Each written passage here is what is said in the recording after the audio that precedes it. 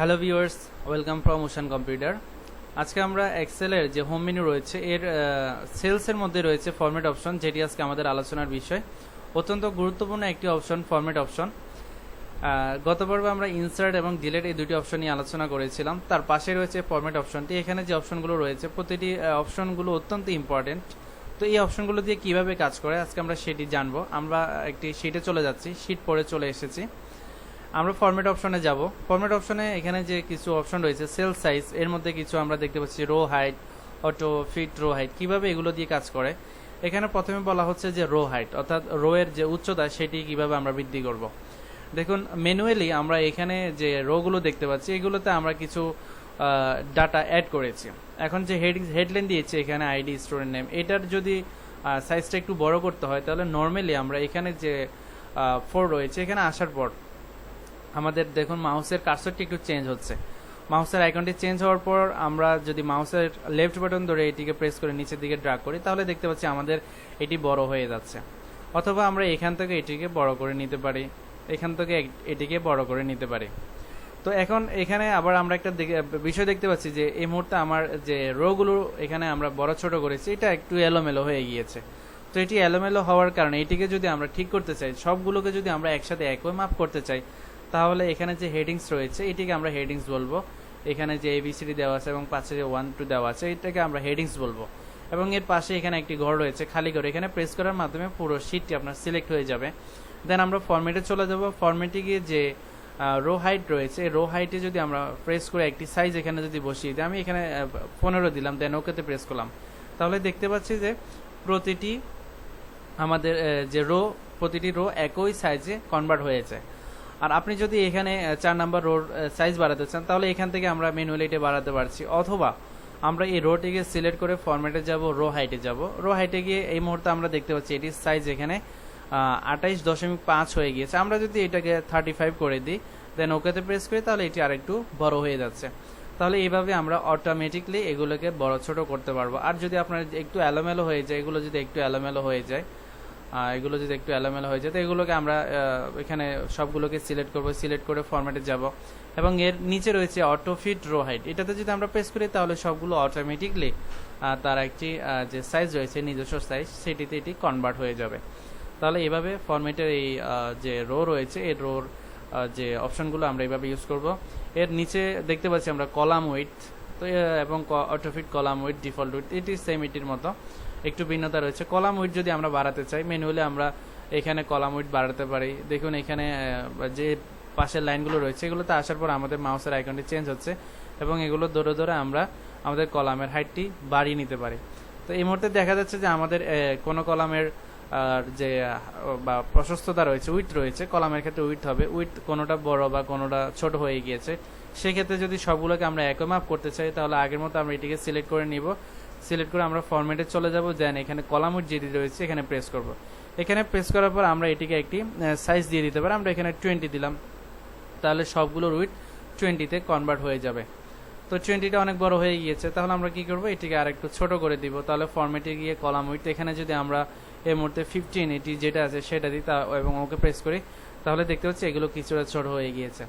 তো এই যে কিছুটা যে ছোট হয়ে গিয়েছে, এখানে দেখতে পাচ্ছি যে স্টুডেন্ট নেমের জায়গা হচ্ছে না, বা এখানে সোশ্যাল সায়েন্স অথবা যদি আরও বড় কোনো এখানে ডাটা থাকে সেটির জায়গা হবে না। সেক্ষেত্রে আপনি কি করবেন, খুবই সিম্পল বিষয়। আমরা এটিকে সিলেক্ট করব। সিলেক্ট করার জন্য এখানে আমি আরেকটা কথা বলে রাখি, যেমন বাংলা, ইংলিশ এগুলোর জন্য এতটুকু জায়গা এখানে প্রয়োজন হচ্ছে না। দেখুন এর উভয় সাইডে কিছু ফাঁকা স্থান রয়েছে। আবার আইডি অত্যন্ত ছোট একটি ওয়ার্ড, বাট এর বোথ সাইডে ফাঁকা স্থান রয়ে গিয়েছে, বাট এর জন্য এত জায়গা প্রয়োজন হচ্ছে না। তো এই জায়গাগুলোকে লেস করার জন্য, এগুলোকে তাদের যে সেল রয়েছে এই সেলের সাথে অ্যাডজাস্ট করার জন্য আমরা এই সবগুলোকে সিলেক্ট করে আমরা চলে যাব ফরম্যাটে গিয়ে যেখানে অটো ফিট কলাম উইডথ রয়েছে এখানে প্রেস করা মাত্রই এগুলো তাদের যতটুকু স্পেস প্রয়োজন ততটুকু স্পেসে কনভার্ট হয়ে যাবে। দেখুন খুব সহজে, আমি কিছুই করিনি, জাস্ট সিলেক্ট করে আমরা অটো ফিট কলাম উইডথ দিয়ে দিয়েছি। এগুলো তার যতটুকু জায়গা প্রয়োজন ততটুকু জায়গাতে এখানে অ্যাড হয়ে গিয়েছে। আবার এখানে আরেকটি অপশন রয়েছে যে ডিফল্ট উইডথ, অর্থাৎ এই মুহূর্তে এটির ডিফল্ট উইডথ কত আছে সেটি আমরা ইচ্ছে করলে এখান থেকে দেখতে পারবো। এটির ডিফল্ট উইডথ আমরা লাস্ট 15 সিলেক্ট করেছিলাম, 15তে রয়েছে। তো এইভাবে ফরম্যাটের এই অপশনগুলো আমরা খুব সহজে ইউজ করতে পারি। দেন এর পরে রয়েছে এখানে ভিজিবিলিটি অর্থাৎ যদি আমরা কোনো কিছু হাইড বা আনহাইড করতে চাই, যেমন এখানে কি কি করতে পারবো, hide row, side column, side sheet, তাহলে আমরা রো কলাম এবং শিটকে হাইড করতে পারবো কিভাবে।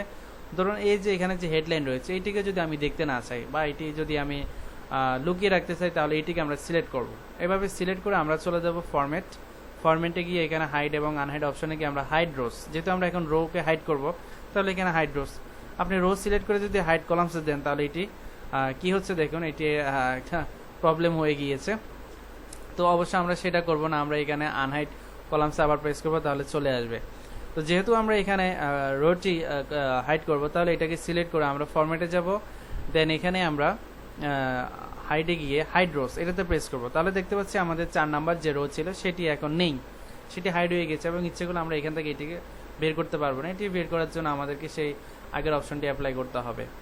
অথবা আমরা যদি এখানে 8 নাম্বার যে অপশনটি রোটি রয়েছে এটিকে যদি আমরা হাইড করতে চাই, তাহলে এটিকে সিলেক্ট করে আমরা ফরম্যাটে যাব এবং হাইড আনহাইডের যে ব্যাপারটি রয়েছে এখানে হাইড রোস এখানে প্রেস করে এটি চলে যাচ্ছে। এগুলোকে যদি আবার আমরা ফিরিয়ে আনতে চাই সেক্ষেত্রে কী করব, সেক্ষেত্রে আমরা এখানে যেগুলো হাইড করেছি এগুলোকে এভাবে সিলেক্ট করে নিব, কয়েকটা যতটুকু আমরা হাইড করেছি সেই এরিয়াটাকে এভাবে সিলেক্ট করে আমরা চলে যাব ফরম্যাট এবং এখানে যে হাইড আনহাইড রয়েছে নিচে দেখতে পাবো যে আমরা যেগুলো হাইড করেছি তার আবার আনহাইড অপশন চলে এসেছে। এখানে আমরা প্রেস করলে আমাদের আগের যে রোগুলো আমরা হাইড করেছি সেগুলো আবার এখানে বেরিয়ে আসবে। আবার তেমনিভাবে কলামের কিছু অপশন রয়েছে যে কলাম কিভাবে হাইড করব। তো কলাম যদি এই মুহূর্তে আমরা কে কলামকে হাইড করতে চাই তাহলে এটাকে সিলেক্ট করব, আমরা চলে যাব ফরম্যাটে গিয়ে হাইড অ্যান্ড আনহাইড, এখানে যে হাইড কলামস রয়েছে এখানে প্রেস করব, তাহলে আমাদের কে কলামটি হাইড হয়ে গিয়েছে।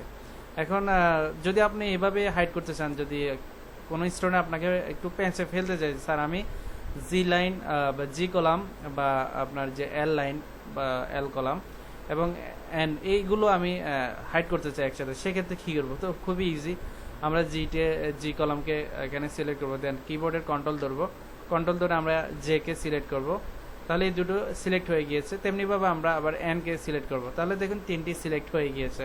এখন আমরা ফরম্যাটে যাব, ফরম্যাটে গিয়ে এখানে হাইডে গিয়ে আমরা হাইড কলামস দিব, তাহলে এই 3টি হাইড হয়ে গিয়েছে। এভাবে আপনি করতে পারেন। এগুলো যদি আমরা নিয়ে আসতে চাই আমরা এটা পুরোটাকে সিলেক্ট করে নিতে পারি, সমস্যা নেই।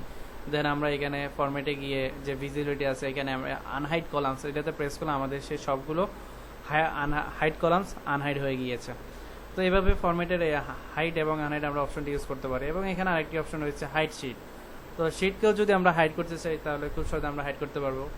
যেমন আমরা এই মুহূর্তে 4 নাম্বার শিটে অ্যাক্টিভ রয়েছি, যেটাতে অ্যাক্টিভ থাকবো সেটাই আমরা হাইড করতে পারবো। তাহলে অ্যাক্টিভ রয়েছে 4 নাম্বার, এটাকে আমরা হাইড করবো। দেন আমরা ফরম্যাটে চলে যাব, হাইড অ্যান্ড আনহাইড এই অপশনে গিয়ে যে হাইড শিট রয়েছে এখানে আমরা প্রেস করবো, তাহলে দেখতে পাচ্ছি যে আমাদের এই শিটটি হাইড হয়ে গিয়েছে, এখন এটি নেই।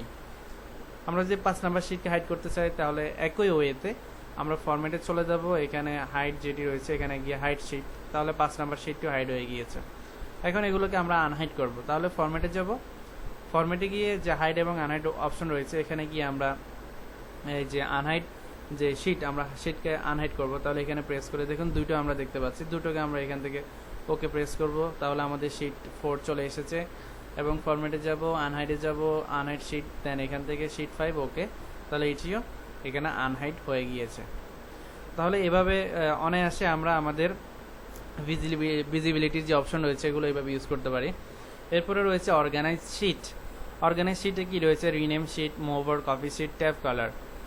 রিনেম শিট, এখানে বাই ডিফল্ট আমরা আমাদের শিটগুলো যে নাম দেখতে পাচ্ছি শিট 1 2 3 4 5 6 7 এগুলো ইচ্ছে করলে আমরা অন্য নামে কনভার্ট করতে পারি। সেজন্য আমরা যে শিটটা নাম চেঞ্জ করব সেখানে অ্যাক্টিভ থাকবো। এই মুহূর্তে যদি আমরা 4 নাম্বার শিটের নাম চেঞ্জ করতে চাই তাহলে এখানে অ্যাক্টিভ থেকে আমরা ফরম্যাটে চলে যাব, এখানে রিনেম শিট এটাতে প্রেস করব।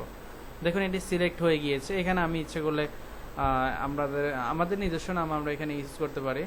তো আমি আমার নিক নেম এখানে ইউজ করেছি টিটু দিয়ে, তাহলে এটির এই মুহূর্তে আমরা দেখতে পাচ্ছি এটি নাম চেঞ্জ হয়ে গিয়েছে। অথবা আমরা যদি শিট 5 এর নাম চেঞ্জ করতে চাই তাহলে একইভাবে আমরা এখানে মাউসের রাইট বাটন ক্লিক করেও করতে পারি। মাউসের রাইট বাটন ক্লিক করে এখানে রিনেম দেখতে পাচ্ছি, রিনেমে ক্লিক করে দেন আপনি এখানে একটি নাম লিখে দেন। আমি জাস্ট একটি নাম লিখে দিয়েছি, এটি অন্য একটি নামে কনভার্ট হয়ে গিয়েছে।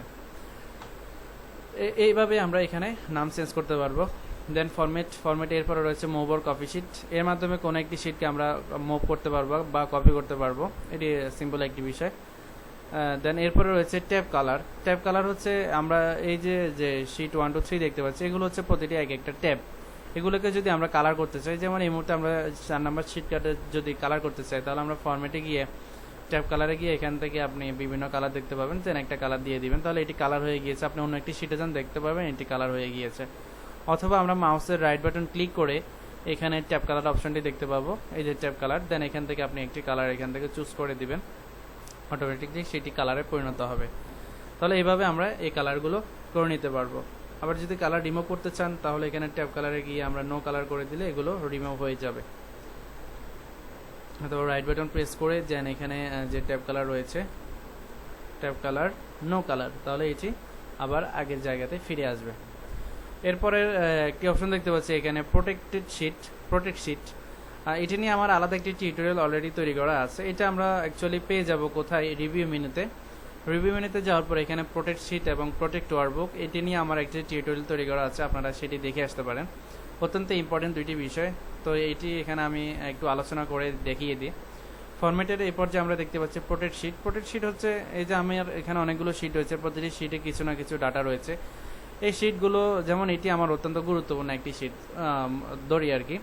তো এখানে যে ডাটাগুলো রয়েছে, হয়তো দেখা গিয়েছে আমার কোনো একজন কলিগ যখন একসাথে কাজ করব, তারা আমার এখান থেকে কোনো একটি আমার অগোচরে, আমার দৃষ্টি অগোচরে, কিংবা আমি যদি বাইরে যাই, যে কেউ আমার এখান থেকে কিছু কেটে দিতে পারে বা ডিলিট করে দিতে পারে, সেটি থেকে রেহাই পাওয়ার জন্য আমরা শিটটাকে প্রোটেক্ট করব। তো সেই জন্য কী করতে হবে, ফরম্যাটে যাব, ফরম্যাটে গিয়ে আমরা প্রোটেক্ট শিটে যাব।